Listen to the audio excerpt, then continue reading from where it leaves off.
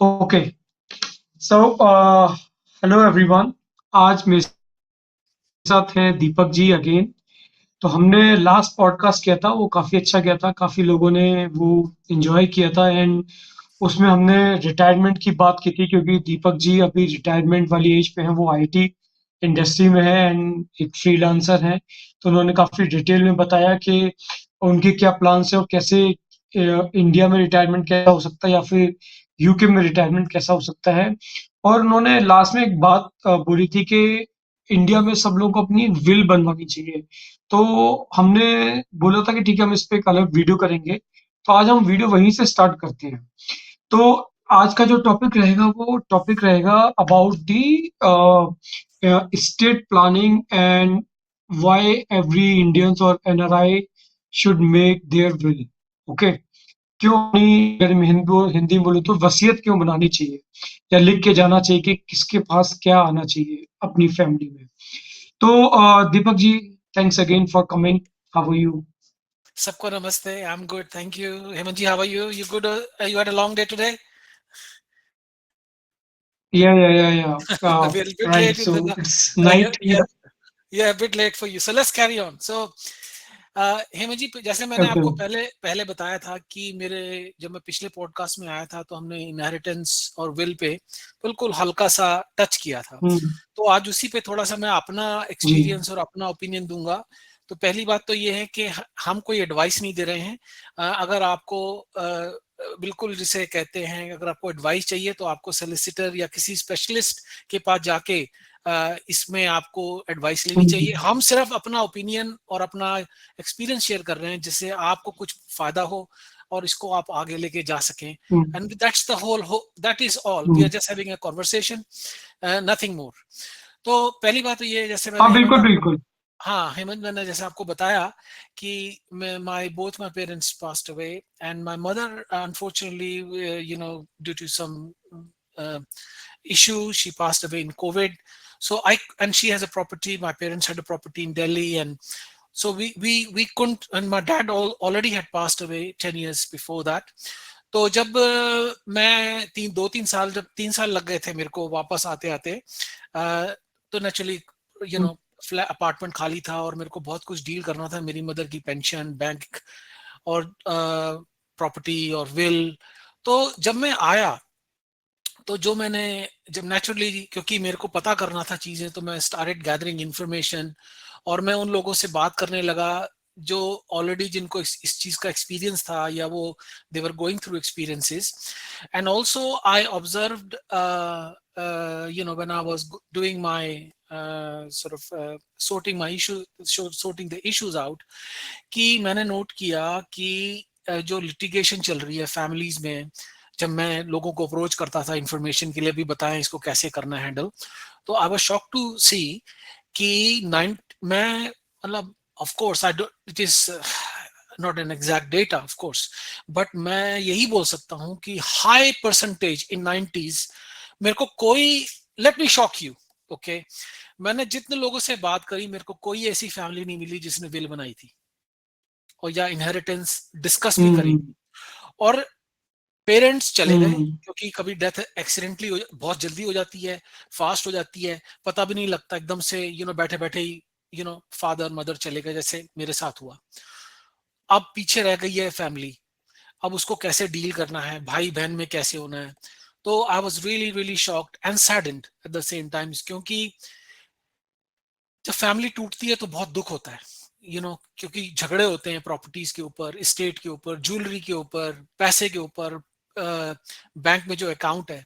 देखिए हेमंत जी, हम इंडियंस जो है, पूरी हम इंडियंस क्या, नॉर्मली साउथ एशिया में ही बोल सकते हैं कि हम पूरी जिंदगी माँ बाप जो है मेहनत करते हैं, तिल तिल करके पैसा जोड़ते हैं और अपने बच्चों को वो एक लेगेसी छोड़ना हम्म। चाहते हैं, ताकि आगे चल के उनके बच्चे जो स्ट्रगल एक माँ बाप ने करी उनके बच्चे ना करें.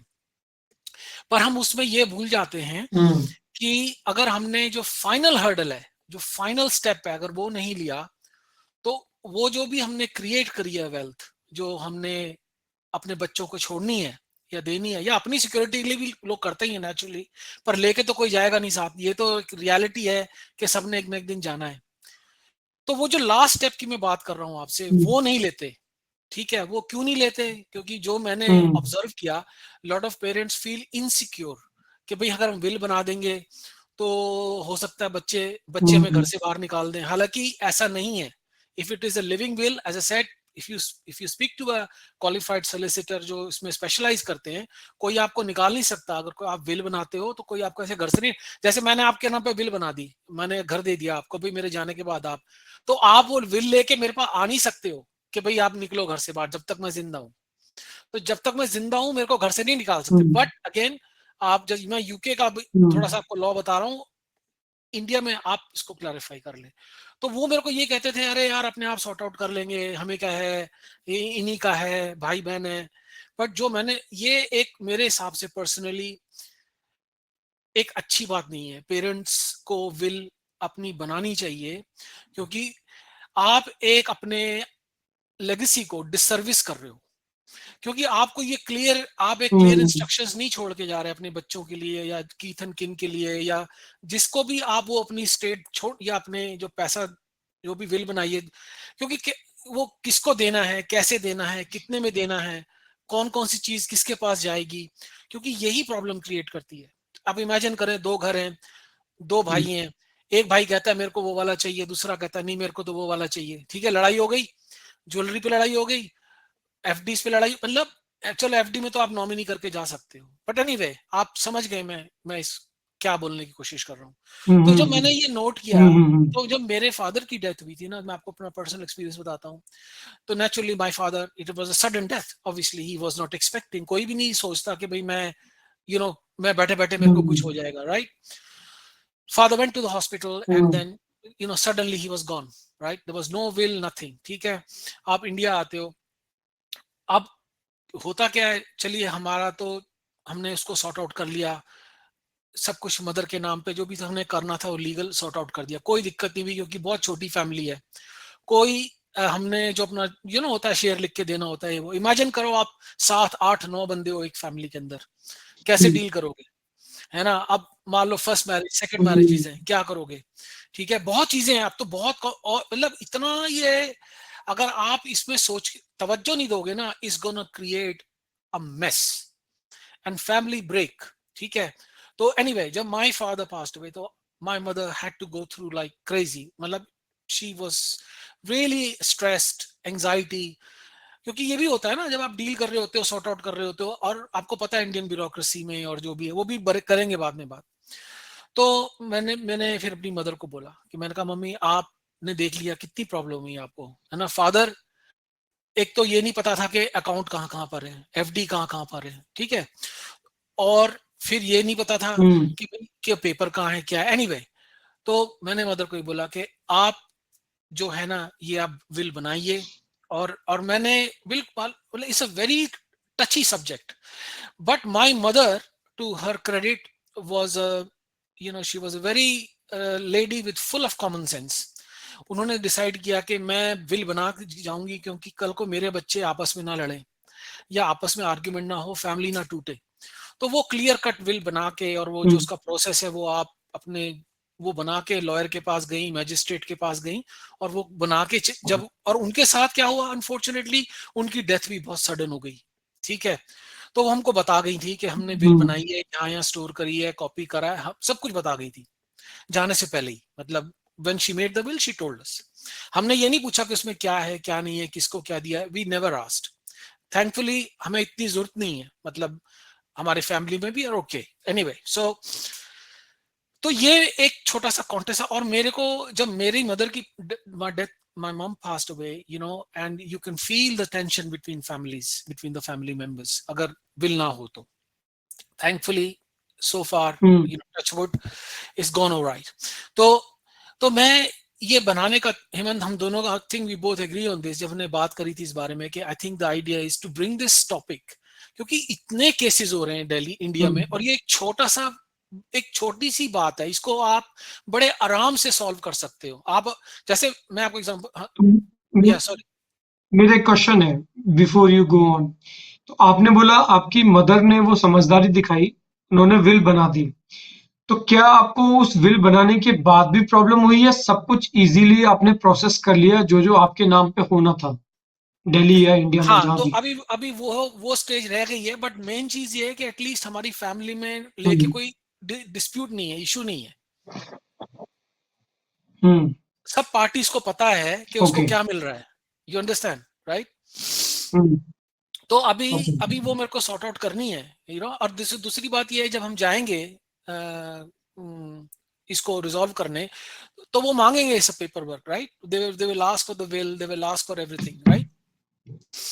तो वो अभी या। सॉर्ट आउट करना है, बट वो जो इंडियन ब्यूरोक्रेसी है, वो जो प्रॉब्लम्स आती हैं, जो डिलेज होते हैं, वो तो होना ही है, वो तो हमको पता है, वी एक्सपेक्टेड, राइट?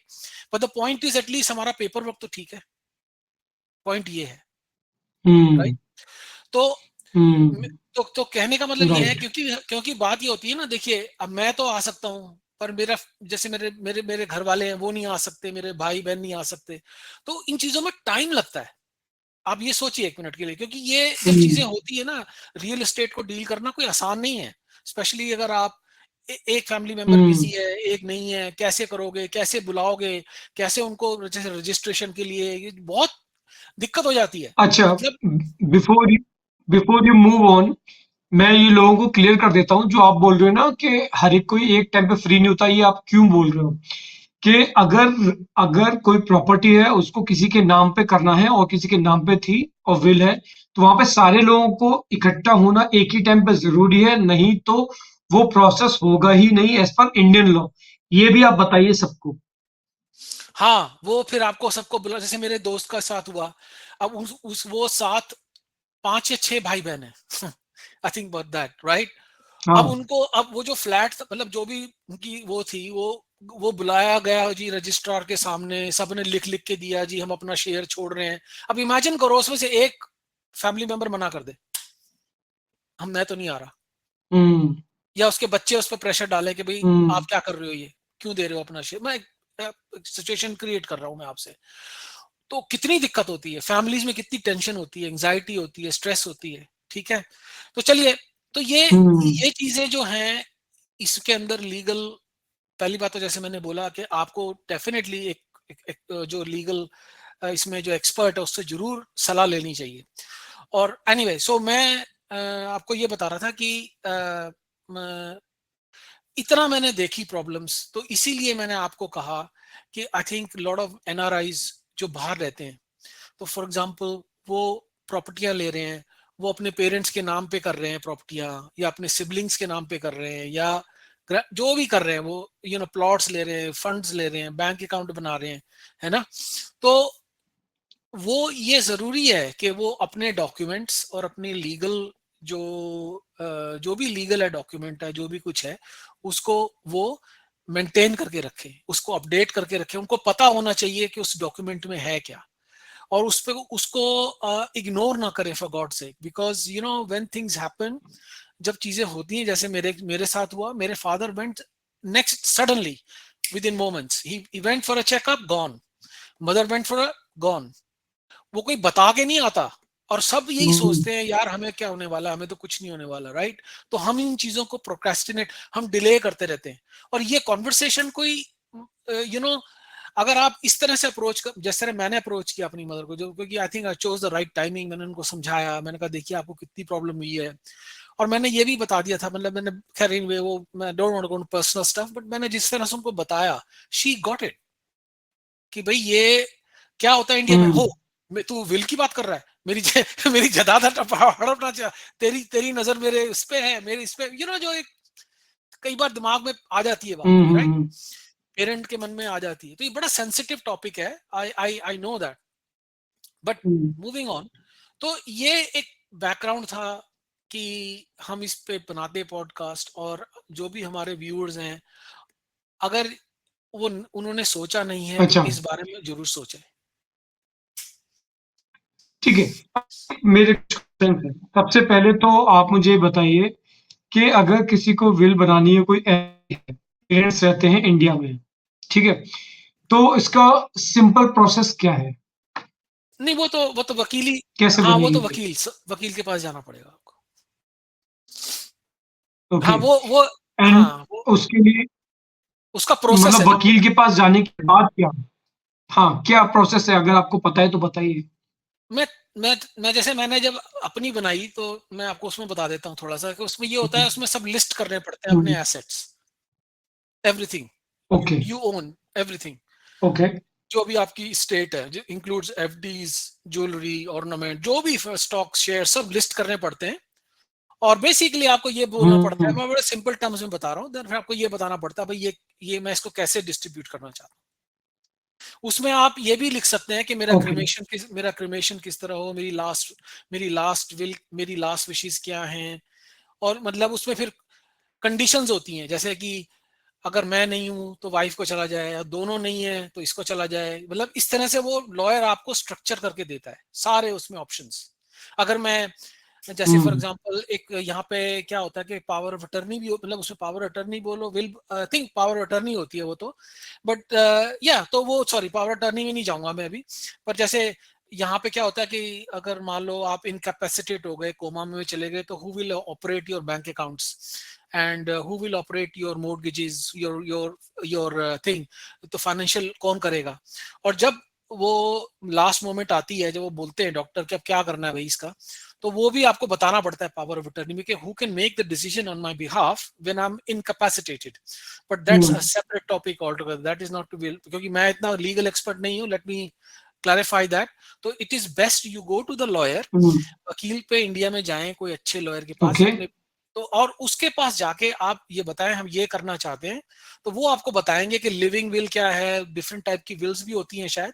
तो वो क्योंकि यूके में तो थोड़ा अलग है, इंडिया में आप जाके आप ये पता कर सकते हैं, और वो आपको बताएंगे ठीक कि है। कैसे इसको, पर जाएं अच्छे वकील के पास, वो जरूरी है। ठीक है। अभी मेरा अगला क्वेश्चन ये है आपसे। आपने बोला आपकी मदर ने विल बना के रखी थी। अब आप जब इंडिया आए वापस उनके जाने के बाद, तब क्या आपका जो काम था वो सब स्मूथ गया, या तब भी आपको ब्यूरोक्रेसी से डील करना पड़ा, आपको प्रॉब्लम्स हुई, आपको चक्कर काटने पड़े? क्या आपको परेशानियां हुई वो बहुत बताइए, इवन आपके पास विल थी उसके बाद भी। सारा कुछ था, सारा कुछ था, पर नौमी सब उसके बाद भी पे सब कुछ होने के बाद भी बहुत कम्बरसम है प्रोसेसेस। तो you have to have patience, time लगता है। बट इसमें जैसा मैंने हम्म। बोला कि यू ऑल हैव टू, इतने डिफिकल्ट टाइम होता है, पूरी फैमिली को इकट्ठा मिलके उसको साथ डील करना पड़ता है, साथ मिलके उस पेशेंस के साथ और टॉल एक दूसरे के उसके साथ विश्वास के साथ उसको आपको डील करना है। वो टाइम लगेगा उसमें, वो लगता है तो कोई बात नहीं। तो वो टाइम लगेगा हेमंत, वो टाइम लगेगा। और मेरे को बोलने की जरूरत नहीं है, आप इंडिया बैठे हैं, आपको पता है ब्यूरोक्रेसी का इंडिया में क्या हाल है। अच्छा, इसमें हम्म। मैं एक एस्पेक्ट और जोड़ देता हूँ बिफोर आई फॉरगेट, क्योंकि अगर इसके अंदर आपको टैक्स प्लानिंग करनी है इनहेरिटेंस में, तो वो भी आप पता कर लें कि भाई हाँ। ये जो इसमें टैक्स इम्प्लीकेशंस क्या है।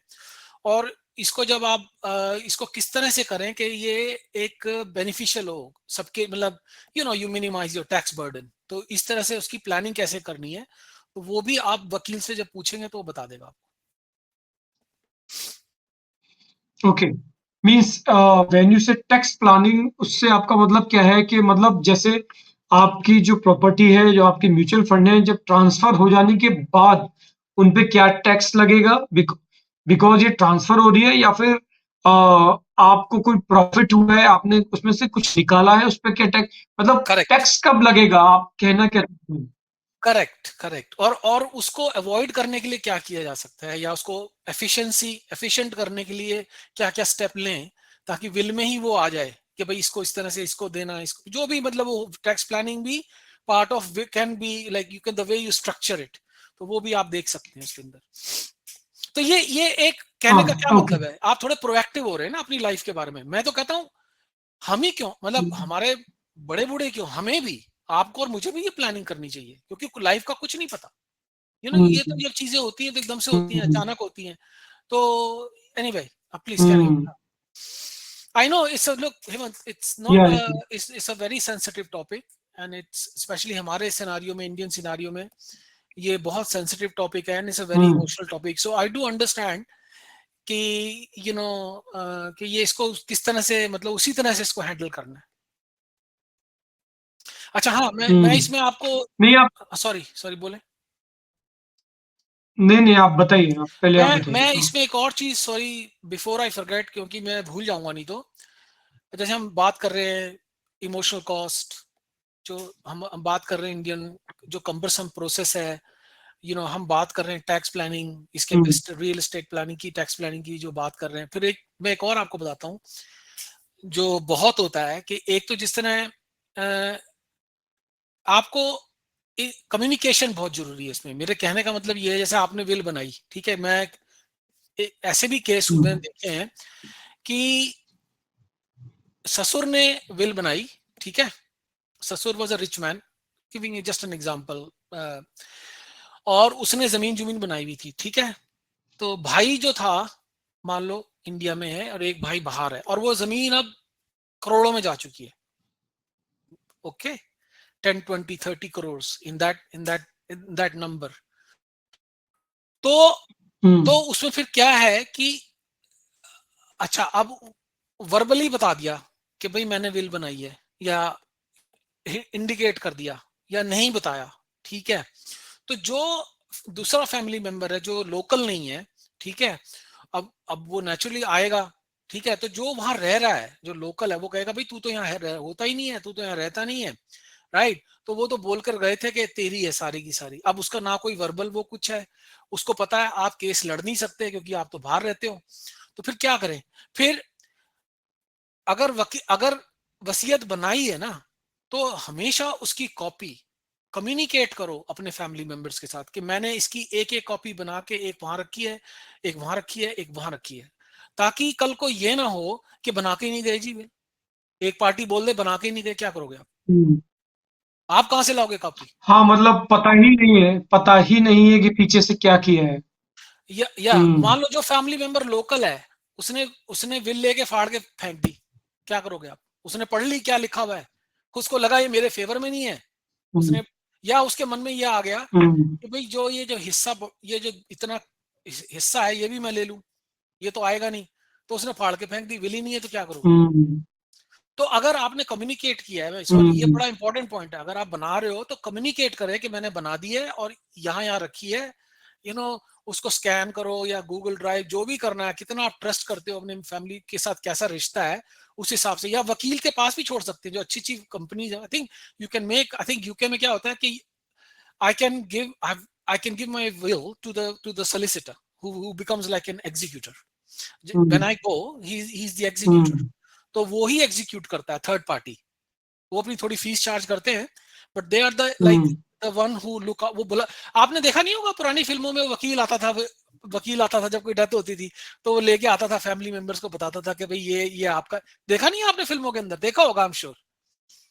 हाँ, हाँ, it's very common, yes, yes, yes, हाँ हाँ हाँ, तो राइट। ये ताकि ताकि कल को जलना, अगर मान लो वो जल जाए, कुछ हो जाए, तो उसकी कॉपीज हैं, उसको अपने प्रोटेक्ट किया हुआ है, डेटा स्टोरेज में मतलब स्टोरेज में रखा हुआ है, कुछ भी जो भी है, वो अपने मतलब जो डॉक्यूमेंट्स जो मैं कह रहा हूँ ना, वो अपडेटेड रखें और सिक्योर रखें और सबके साथ कम्युनिकेट करके रखें भाई ये है। और देखिए, पर्सनली स्पीकिंग, मेरे एक और मैं केस में आया, जो एक केस मैंने देखा इंडिया में, जिसमें फादर ने जीते जी ही सब कुछ दे दिया।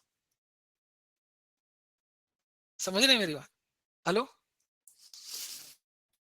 हाँ जी, हाँ हाँ, जी, तो वो डिपेंड सुन रहा करता है हूँ। कि आपका रिलेशनशिप कैसा है, आपके बच्चों के साथ आप कितना ट्रस्ट करते हैं। बट मैं एक केस को जो भी जानता हूँ कि hmm, before the father passed away, he had divided everything while he was alive. तो बट बात ये है ना हेमंत, हुँ, यार डेथ का प्रिडिक्ट तो नहीं कर सकते ना कब आएगी, यू डोंट नो। तो hmm, so hmm, hmm, how do you solve this problem? तो इसमें इसका एक ही तरीका है, उसको डॉक्यूमेंट करें, विल करें, इनहेरिटेंस का जो है पूरा बताएं। और वर्बल ओके। वर्बल नहीं आप सॉरी एक बात और, verbal doesn't count by the way. Law law में कोर्ट जाओगे ना जब आप इंडिया में, तो वो पूछेगा क्या, कहता जी मेरे पिताजी मेरे को बोल गए थे, कोर्ट बोलेगा जाओ भाई यहाँ से भागो, डजंट काउंट। हुँ, भाई आप ओके, प्रूव कैसे करोगे उसको? अब हाँ ठीक है, अब मेरा अगला क्वेश्चन है, मान लीजिए, क्योंकि ये क्वेश्चन मैं इसलिए पूछ रहा हूँ, अभी मैंने एक सर्वे पढ़ा था, उसमें ये मैंने सुना था कि बैंक्स के पास हज़ारों करोड़ रुपया ऐसा पड़ा हुआ है, जिसको कोई क्लेम करने वाला ही नहीं है। पेरेंट्स चले गए और उसके बाद बैंक इतना कम्बरस कर देता है कि उसको कोई क्लेम ही नहीं कर पाता। ठीक है, कि ये सर्टिफिकेट लाओ, वो सर्टिफिकेट लाओ, और फिर उसके बाद इनहेरिटेंस का वो जनरेशन का वो दिखाओ, क्या नाम है, प्रूव करो, ये वो करो। तो आप ये बताइए कि मान लीजिए अगर कोई विल बना के नहीं छोड़ के गया है, उस केस में क्या तरीका है कि एक एक पेरेंट्स हैं, उनके दो बच्चे हैं, मान लीजिए दो लड़के हैं या एक लड़का एक लड़की, कोई भी एक सिनेरियो ले लेते हैं, एक लड़का एक लड़की है, तो और विल नहीं है, तो अब उनको वो कैसे प्रॉपर्टी या कैसे वो पैसा वो उनका या फिर। हेलो, हाँ, आवाज आ रही है? सॉरी, आपकी आप कट रहे, आपका हाँ वीडियो, हाँ। नहीं, देखिए, मैंने बताया ना कि हम लेट्स हेमंत वी आर, है ना, हम एडवाइस नहीं देंगे। हम ये बोलेंगे आप जाके ऑब्वियसली लॉयर से मिले। पर मैं अपना एक्सपीरियंस बता सकता हूँ। एक केस में क्या हुआ, हेलो, हाँ, एक केस में क्या हुआ कि क्योंकि मदर जो थी मेरी, वो सारे बैंक अकाउंट उनके सारा फोल्डर बना के और उसको बकायदा सारा कुछ सिस्टमेटिकली बना के, और उसमें ये भी लिखा था कि कौन नॉमिनी है ना, फैमिली के मेंबर्स कौन कौन नॉमिनी है, क्या है, और किसको क्या, जो भी जिसको देना था वो बना के उसमें वो चली गई थी। तो वो तो आसान था। पर एक ऐसा भी अकाउंट था मेरी मदर का, जो पेंशन वाला जो अकाउंट था, उसके अंदर मेरी मदर ने मेरे फादर का नाम लिखा हुआ था। मतलब when he was alive, right, she forgot to change that nominee में, मेरे फादर का जो उनकी पेंशन का अकाउंट था। अब देखिए कितनी प्रॉब्लम हो गई, क्योंकि प्रॉब्लम ये हो गई कि फादर तो चले गए, है ना। अब नॉमिनी, अब हमको जाके प्रूव करना पड़ेगा that we are the successors. ठीक है, कोर्ट जाना पड़ता है, फिर वो सर्टिफिकेट लेना पड़ता है, फिर वो बैंक वालों को देना पड़ता है। मतलब उसमें बहुत कुछ, मतलब if you don't update your document, your paper work, है ना। जैसे अगर मेरी मदर ने, ये ना, भूल जाता है इंसान यार, कई बार इतने अकाउंट हो जाते हैं। अब पता नहीं आपके कितने अकाउंट है, बट क्या होता है, 4 5 6 अकाउंट हो जाते हैं, ठीक है, आपने अपडेट ही नहीं किया नॉमिनी, अब तो प्रॉब्लम हो जाती है। तो तो अगर नॉमिनी है तो is quite easy. I never, I didn't have any problems with nominee accounts, ठीक है। बट अब वो जो दूसरा जो रह गया है, अब मेरे को सक्सेस से क्या बोलते हैं उसको, सक्सेशन सर्टिफिकेट देना पड़ेगा कि इस अकाउंट में ये मेरे पेरेंट्स हैं, मैं उनके मैं आई एम द चाइल्ड, या I am the son, and I am the successor. और उसमें वो जो पूरा पेपर वर्क देना पड़ेगा, वो मतलब it is not difficult, what I been told, but it's long. अगर अगर आप अपडेट करके रखेंगे तो you can avoid all this. ये जो इतना लेंदी प्रोसेसेस हैं, you can avoid, and it's anxiety and stress, don't mention, and time and money. तो आप अब एक छोटा सा तो अपडेट ही तो करना है, तो उसको राइट राइट। रेगुलरली अपने पेपर वर्क को हर 6 महीने में, 3 महीने में उसको देखें और अपडेट करें। आई होप आई वाज नहीं नहीं, एबल टू बिल्कुल गिव द बिल्कुल, आंसर। और यस यस, नहीं नहीं, आपने परफेक्टली आंसर किया। एंड आज का पॉडकास्ट हम, आई थिंक, जो मेरे को जानना चाहता था वो हमने काफी कुछ कवर कर लिया। और क्यों हमें विल बनानी चाहिए, विल ना बनाने से क्या होगा, और हमने कोई एडवाइस नहीं दी। हमने बस अपना एक्सपीरियंस, आपने स्पेशली अपना एक्सपीरियंस शेयर किया, आप उससे गो थ्रू हो चुके हैं। एंड उसके बाद क्या प्रॉब्लम आती है, और क्या नाम है, ऐसे केसेस हैं जो कभी भी अपनी पेरेंट्स की वो प्रॉपर्टी क्लेम ही नहीं कर पाए, ऐसे बहुत एग्जांपल हैं। Not even property, even bank account या बैंक लॉकर में जो कुछ पड़ा हुआ है। तो बता, ये आप हाँ, सोचिए कि उन्होंने जब वो बनाया होगा, तो उस बनाते वक्त उन्होंने कितनी कंजूसियां की होंगी, कितनी कमियां की होंगी कि हम 1 1 लाख रुपए का ये हार बना रहे हैं, तो चलो यहाँ कमी कर लेते हैं, यहाँ कमी कर लेते हैं, और जब वो सब कुछ बन गया तो वो पड़ा पड़ा धूल खा रहा है, वो किसी के हाथ में नहीं आ रहा।